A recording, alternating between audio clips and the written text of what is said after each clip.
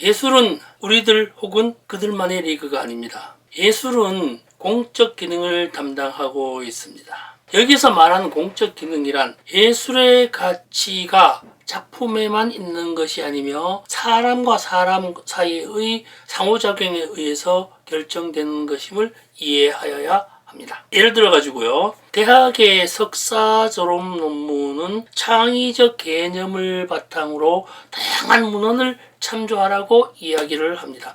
참고 문헌이라는 것을 꼭 기입하게 만듭니다. 기존에 연구된 여러 가지 다양한 결과물을 종합하여 하나의 결론을 도출하는 방식입니다. 물론 박사는 다르죠. 모든 것들에 대한 연구 결과에 의해서 결과를 만들어내는 것이기도 합니다만, 종합된 다양한 결과물을 참조하여 후배들이 또 그 결과물에 대한 결과를 도출해냅니다. 이렇게 결론과 결론의 도출을 하다가 보면요, 우리말로 진액이라고 하는 소위 말하는 엑기스가 축출되게 됩니다. 예술 작품의 기본은 사회의 엑기스 덩어리라고 예시할 수 있습니다. 안녕하세요. 미술시장의 새로운 패러다임을 구축해 나가고 있는 미술만평 181회차 박정수입니다. 오늘 이야기가 궁금하거나 기대가 되신다면 잠시 좋아요와 구독, 알림종 꾹 눌러주세요. 더 나은 미술 판평이 되도록 노력하겠습니다.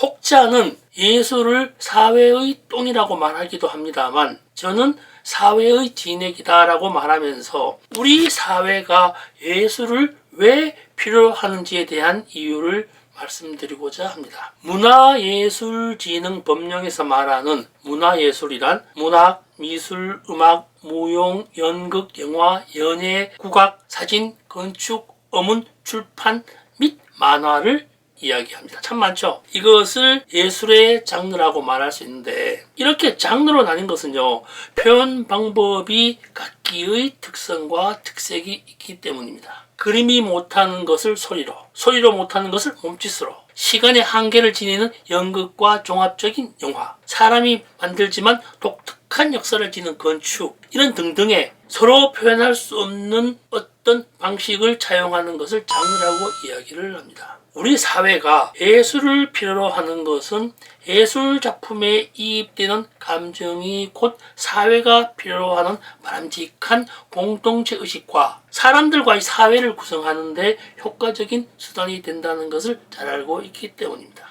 우리나라 80년대 기억나시는 분 많으실 겁니다. 저희 세대 같은 경우에는 S정책이라는 것이 있었습니다. 일본이나 우리나라에서 많이 시행되었었는데요. 2차 세계대전 이후에 혼란한 사회를 다른 쪽으로 집중화시키기 위해서 스포츠, 섹스, 스크린을 중심으로 사회적 이슈를 국민의 관심에서 멀게 하려는 정책이었습니다. 이러한 사회의 집단 체면에 반하는 것이 곧 예술이라고 할 수 있습니다. 예술은 바람직한 규범을 지키게 하는 것이 아니라 이해하게 만들어가는 것입니다. 이러한 사회에 수용될 때 각양각색의 의미로 전달될 수밖에 없습니다. 사람마다 받아들이는 양이 다 다르거든요. 작품을 감상할 때 우리는 감정이입이라는 말을 자주 사용합니다. 작품에 등장하는 모양이나 색깔에 국한되는 것이 아니라 감상자의 감정이 함께한다는 것을 말합니다. 이러한 감정이입은 사람과 사람이 살아가는 사회의 상호작용에서 결정되기도 합니다. 예술에는요, 사회와 사람과 예술 제작자의 능력이 버무려져 각 장르의 예술가에 의해 물건으로 생산되는 것을 말합니다. 물건이 되기도 하고 스크린이 되기도 하고 미디어가 되기도 합니다. 오늘 이야기는 무척 어렵습니다. 어렵게 느껴지는 것은 이러한 생각들을 한 번도 해보지 않았던 것이었고 평소에 사용하는 용어가 아니기 때문에 낯설게 들릴 수밖에 없습니다. 어쩌면 오늘 이야기는요, 여러 번 들어야 할지도 모릅니다. 우리가 평소에 너무나 익숙하게 사용하는 단어들의, 명사들의 사전적 의미를 잘못 이해하고 있거나 잘 모르는 경우가 많기 때문입니다. 예를 들어 가지고요, 좀 전에 말씀드렸죠. 감정이입이라는 말씀드렸습니다. 감정이라는 단어의 사전적 의미는 무엇일까요? 지금 한번 당장 찾아보시기 바랍니다. 생각했던 것과 차이가 많습니다. 또 하나요, 마음의 사전적 정의는 무엇일까요? 바로 이렇습니다. 예술이 필요한 것은 감정에 의한 마음이라는 용어가 함께 등장합니다. 해석은 사전적 정의를 찾아본 후에 내려도 충분할 것 같습니다. 예술은 잘 모르거나 어렴풋한 상황을 명확하게 생각할 수 있는 여지를 제공합니다. 절대로 결과를 주지 않습니다. 여기에서 생각이라고 하는 사전의 정의를 다시 한번 찾아보시기 바랍니다. 오늘 여러 가지 얘기했죠. 감정과 마음, 생각 이 세 가지를 찾아보시면 제 말이 더 이해가 빠를 것입니다. 예성인들 또한 예술을 이야기할 때요, 말로 다 할 수 없어 시를 쓰고 시로 다 할 수 없어 소설을 쓰고 그것이 부족할 때 그림이 된다라고 이야기를 하셨습니다. 천년 전 이야기입니다. 현대에 와서는 이것이 부족할 때 저것이 부족할 때 몸짓이 무용이 되고 소리가 더해져 음악이 되는 것입니다. 여기에 모든 예술을 한꺼번에 다 하는 종합예술이라는 것이 있는데 바로 영화입니다.